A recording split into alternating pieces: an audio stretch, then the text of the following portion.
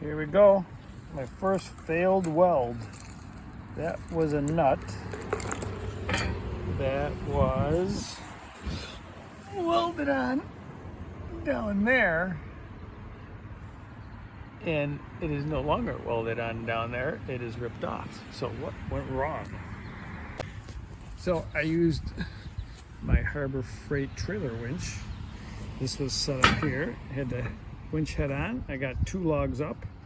Then I had moved the trailer to get the other log. So I put that side on and the back on, put all the ramps in the middle, and started to drive away. And I noticed this thing goes, uh-oh, what's wrong with that? I came out, I noticed that I did not lift this off the ground. It was still scraping on the ground. So when I started driving, it pushed this end and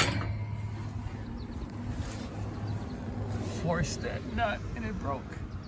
So, like, what kind of mental illness is that, right? Like, why do I forget to do that?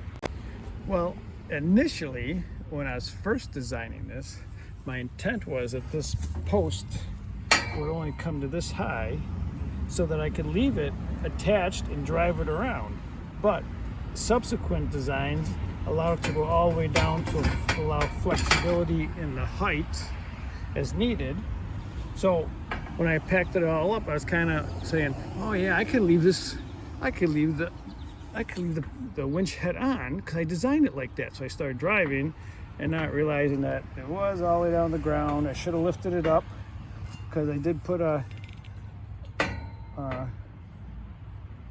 nut or a bolt in there to do that. Another one of these and the piece that goes there. So I could have lifted it up, clamped it, and left it on, but I did not.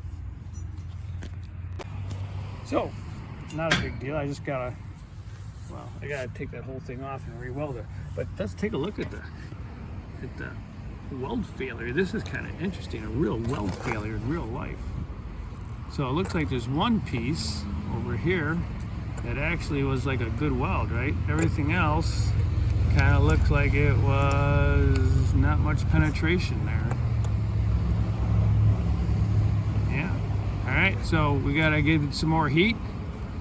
And you know, one of the issues you can kind of see here, this is starting to impinge, like it was getting what's that thing where it goes all the way through? Penetration, but then it's messing with the threads, right? Where the threads are gonna be. So I guess you have to get more penetration towards the top, I guess. I'm not sure. It'd be easier to see this once I pull this out, but we're over here. Where's my finger? So that's what it's looking like.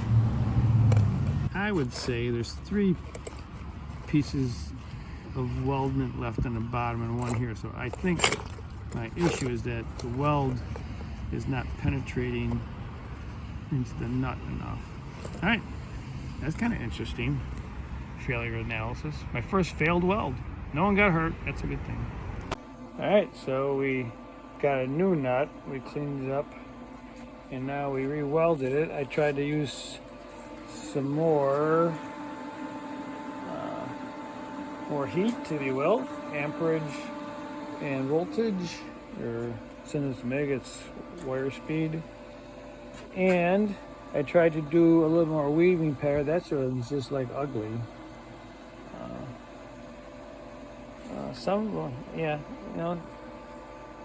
I tried to get a more of a weave pattern to get fusion on both the nut and the tube.